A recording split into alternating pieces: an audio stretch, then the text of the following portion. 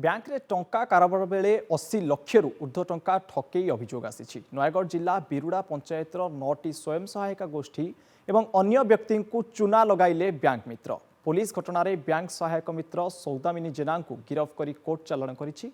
Bank मित्रंक सह Indian bank किछि कर्मचारी नाम ठकई अभियोग पाई नयगढ़ इटामाटी थाना पुलिस पक्षरु खोलताड़ आरंभ होइछि। जाल बॉन्ड डिपोजिट स्लिप लोकों टिप चिन्ह नहीं मिनी बैंक माध्यम टंका ठकई करिथिबा अभियोग होइछि। बैंक रे अभियोग परे मध्य इंडियन बैंक पक्षरु तनाघना आरंभ होइछि। नयागढ़ इंडियन बैंक रु महिला स्वयं सहायक गोष्ठी ऋण नहीं बैंक मित्रों द्वारा सुझिथिबा बेले सेही टंका बैंक रे डिपोजिट होई नथिबा जानिबा परे एही घटना सामना को आसीथिला।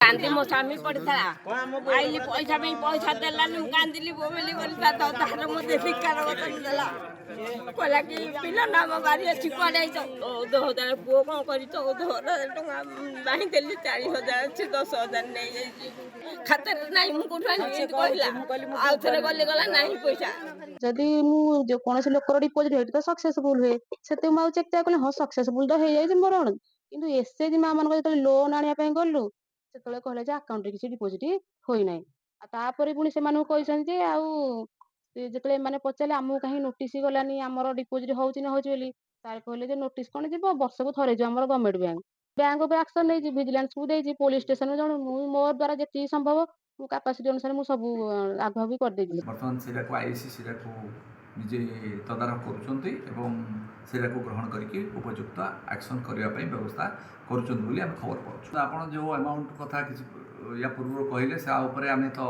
एग्जैक्ट फिगर जानिनु तेणु वर्तमान रिमांड आनिबाटा इन्वेस्टिगेशन पार्ट सीधा जहाँ आवश्यक पड़ो सीटा कराजिबो।